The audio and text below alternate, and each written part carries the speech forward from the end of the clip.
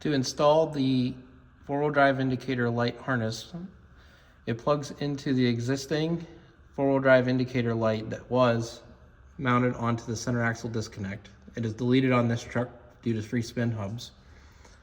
From there, the harness routes along the frame rail where the vacuum lines originally were with the provided zip ties that will push into the existing holes.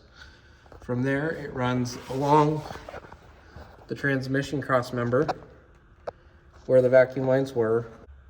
The harness runs from the transmission cross member up to the transfer case. As you can see, that slight little bit of loop, there's a bit of extra length depending on transmission application.